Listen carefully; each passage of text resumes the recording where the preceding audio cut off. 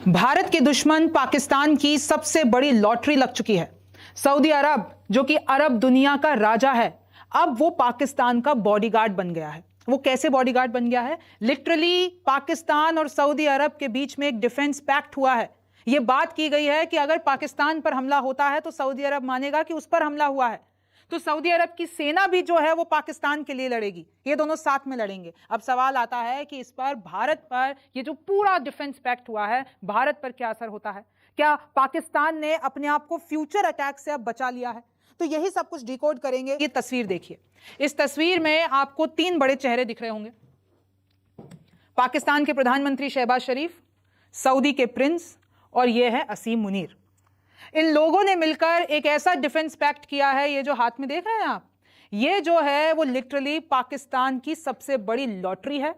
अब ऐसा हो सकता है कि अगर आगे भारत और पाकिस्तान के बीच में कोई भी टेंशन आती है, अगर भारत पाकिस्तान पर हमला करता है, तो वो सिर्फ पाकिस्तान पे हमला नहीं माना जाएगा, वो साथ में सऊदी अरब पे भी हमला माना जाएगा। और आपको तो पता ही है कि भारत और सऊदी अरब के रिश्ते कितने अच्छे हैं। तो ये करके अब पाकिस्तान को एक नया बॉडीगार्ड मिल गया है और उसका नाम है राजा, किंगडम सऊदी अरब।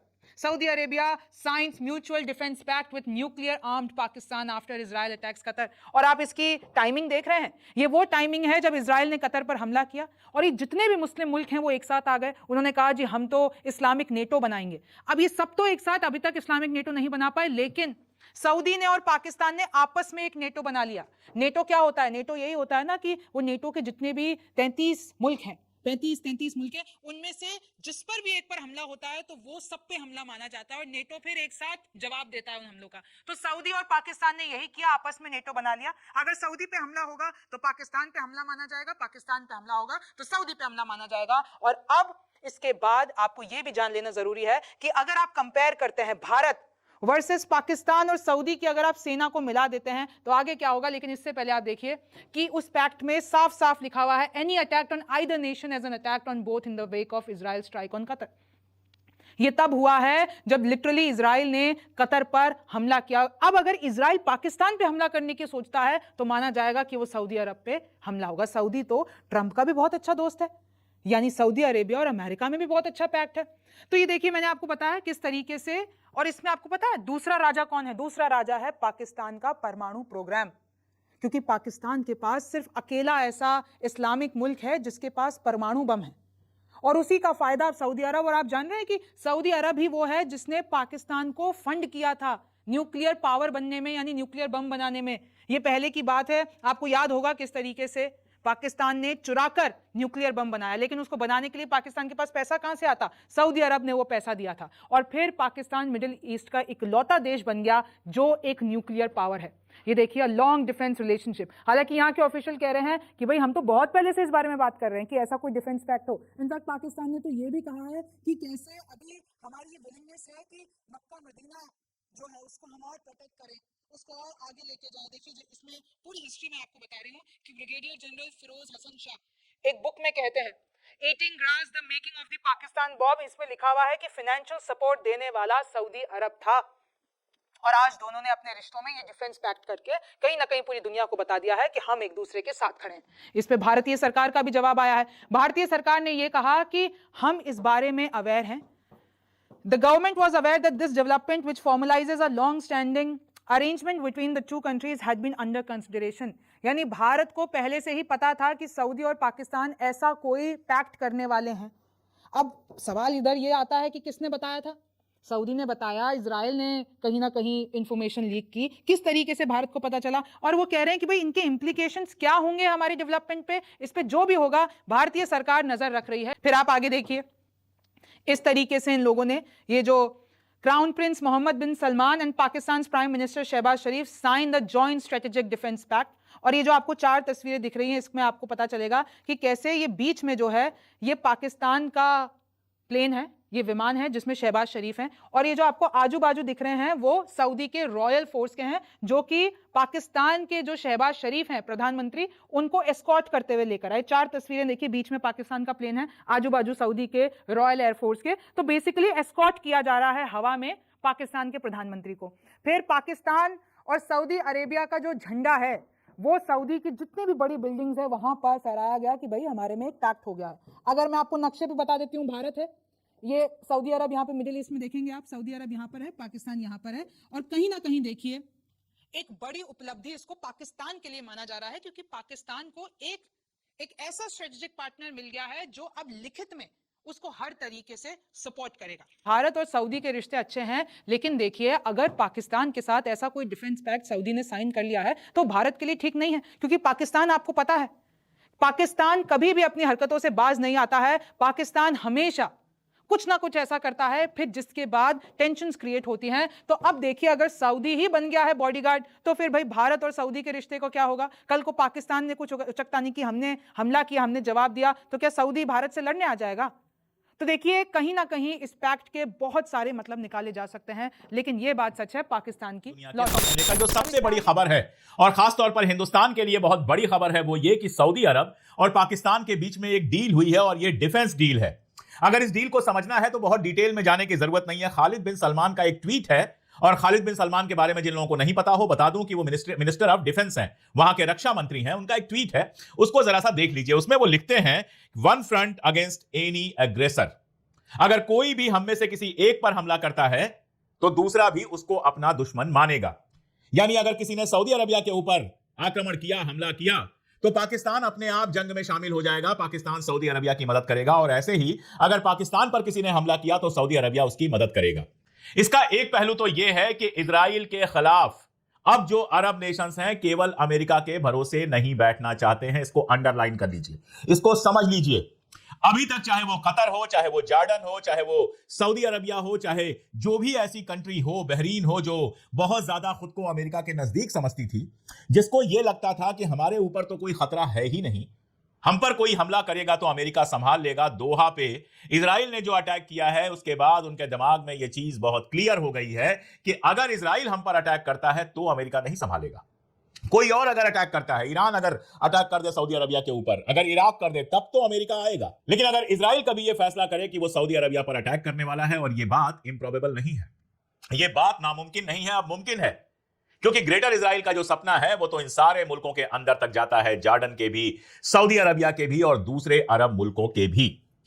अब दूसरा सवाल कि पाकिस्तान को ही क्यों चुना गया? कारण यह है कि पाकिस्तान एक एटॉमिक कंट्री है, उसके पास परमाणु बम है। जो अभी अरब इस्लामिक नेशंस की मीटिंग हुई थी जिसमें 52 नेशन शामिल थे, जो या तो अरब नेशंस थे या इस्लामिक नेशंस थे, इनमें अकेला पाकिस्तान ऐसा है जिसके पास एटम बम है।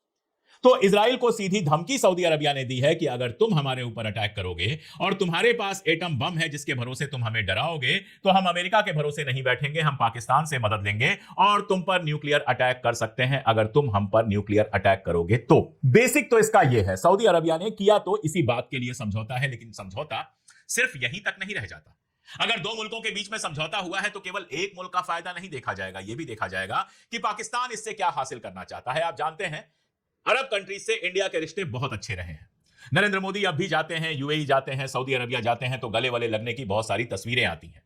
लेकिन इजराइल के साथ हिंदुस्तान जिस तरह से खड़ा हुआ है, जिस तरह से अभी इजराइल का सबसे बदनाम मंत्री जो है स्मोट्रिच इंडिया में आया और ट्रेड डील साइन की, उस समय जब ईयू से लेकर तमाम सारी दुनिया इजराइल के साथ तिजारती रिश्ते तोड़ रही है। मैं अभी आपको बताऊं, अमेरिका की एक कंपनी है, उस कंपनी ने अभी अपने ट्रेड के जो रिश्ते हैं, तिजारती जो रिश्ते हैं इजराइल के साथ, वो तोड़ दिए हैं। स्पेन ने तोड़ दिया है, ईयू धमकी दे रहा है कि इजराइल के साथ हम ट्रेड रिश्ते तोड़ेंगे, जिसके बाद इजराइल के जो फाइनेंस मिनिस्टर हैं उन्होंने सीधे सीधे यूरोपियन यूनियन को धमकी दी है। अभी आपको याद होगा कुछ दिन बीते हैं, 3 या 4 दिन बीते हैं, जब नेतन्याहू ने कहा था कि हम सारी दुनिया में अकेले पड़ते जा रहे हैं, आइसोलेशन हमारा हो रहा है और स्पार्टा की तरह हमको लड़ना होगा। वो ये भूल गया था कि स्पार्टा हार गया था। खैर, जब सारी दुनिया में आइसोलेट हो रहा है इजराइल, यहां तक कि यूएन सिक्योरिटी काउंसिल के अंदर अभी वोटिंग होनी है सीज फायर और बाकी सारी चीजों को लेकर, और खबरें आ रही हैं कि इस बार अमेरिका के ऊपर जबरदस्त प्रेशर है। अभी अमेरिका का राष्ट्रपति गया हुआ है इंग्लैंड में और वहां खबर चल गई कि अमेरिका के राष्ट्रपति के लौटने के बाद इंग्लैंड फलस्तीन को खुद मुख्तार मुल्क का दर्जा दे देगा।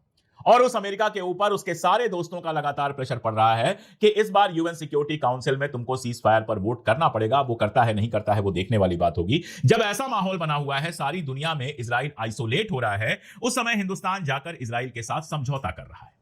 इसका असर सीधे सीधे जो मैं लगातार कह रहा हूं सऊदी अरबिया, कतर या बाकी सारे नेशंस पे ये पड़ता है कि वो आपके ऊपर भरोसा नहीं करते हैं। जब मामला इजराइल का हो तो वो हिंदुस्तान के ऊपर भरोसा नहीं कर पा रहे हैं। उनको ये भरोसा नहीं है कि इजराइल से अगर कोई जंग होती है, इजराइल अगर कोई हमला करता है तो हिंदुस्तान उनके साथ खड़ा होगा। इसलिए उन्होंने पाकिस्तान के साथ समझौता किया और पाकिस्तान के साथ इस समझौते का मतलब बहुत साफ है कि अब अगर हिंदुस्तान और पाकिस्तान के बीच में कोई जंग होती है तो सऊदी अरबिया, जो अब तक दोनों को शांत कराने में, दोनों से बैलेंस कराने में, बराबरी की दोस्ती निभाने में लगा हुआ था, वो अब पाकिस्तान के साथ खड़ा होगा। यानी नरेंद्र मोदी जी ने इजराइल की मोहब्बत में खड़े खड़े एक ट्रेडिशनल दोस्त को, एक पुराने दोस्त को दुश्मन अगर ना भी बनाया है तो अब उस तरह का दोस्त नहीं रहने दिया है। तो पाकिस्तान की ताकत यहां से बढ़ती है कि एक तो सऊदी अरबिया से उसको पैसे मिल सकते हैं, उसका जो आर्थिक संकट है उसमें वो पैसे काम आएंगे। पैसों के लिए अब वो सिर्फ अमेरिका या बाकी मुल्कों के पास नहीं जाएगा, चाइना के पास केवल नहीं जाएगा, सऊदी अरबिया से भी अब उसको पैसे मिल सकते हैं। और दूसरी बात कि कश्मीर के इशू पर अभी तक सऊदी अरबिया का जो अप्रोच रहा है वो भारत और पाकिस्तान दोनों के साथ बराबर का रहा है। अब जब यह समझौता हो गया उसके बाद क्या सऊदी अरबिया कश्मीर पर अप्रोच बदलेगा? क्या भारत पाकिस्तान की कोई लड़ाई होगी तो सऊदी अरबिया पाकिस्तान के साथ वैसे ही खड़ा हो जाएगा जैसे टर्की या अजरबैजान जैसे मुल्क खड़े हुए थे? ये एक बड़ा सवाल है जो नरेंद्र मोदी सरकार के सामने होगा। भारत के जब विदेश प्रवक्ता से पूछा गया तो उन्होंने कहा कि हमें इसकी जानकारी है और हम सब पहलुओं पर विचार कर रहे हैं, लेकिन हकीकत यह है कि इजराइल के साथ खड़े होने का जो मैसेज जा रहा है, जो भारत से फर्जी अकाउंट चल रहे हैं, जो दिन रात स्टैंड विद इजराइल कर रहे हैं, उनके चलते हम एक के बाद एक अपना दोस्त खोते जा रहे हैं और यह बेहद खतरनाक है। रिश्ते सिर्फ ट्रेड से नहीं होते हैं, व्यापार एक चीज होती है, लेकिन बाकी रिश्ते, भरोसे के रिश्ते ज्यादा इंपॉर्टेंट होते हैं और नरेंद्र मोदी जी ने अपनी कूटनीति से ये एक और रिश्ता गंवा दिया है। अब आप देखिए, उनका जन्मदिन था और यहां पे तमाम लोग ये फोटो लगा रहे थे कि बुर्ज खलीफा पे उनकी तस्वीर लगी हुई है। अरे भाई, बुर्ज खलीफा के बारे में सब जानते हैं कि वो कोई सरकारी रिप्रेजेंटेशन नहीं है।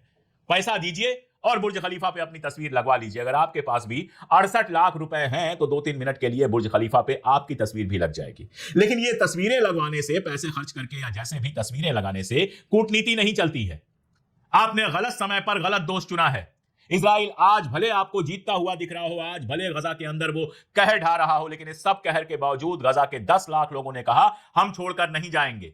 सारी दुनिया फलस्तीन के साथ खड़ी हो रही है। यूनाइटेड नेशन में आप भी फलस्तीन के साथ खड़े होते हैं, लेकिन उसके बावजूद जो आपके भक्त हैं, जो नफरती चिंटू हैं, जो मुसलमानों से अपनी नफरत में यहां तक पागल हो गए हैं कि इंग्लैंड में मार्क रॉबिन्सन जो है वो एक जुलूस निकालता है और उसका समर्थन करने लगते हैं, भूल जाते हैं कि मार्क रॉबिन्सन हिंदुस्तानियों के भी उतने ही खिलाफ है।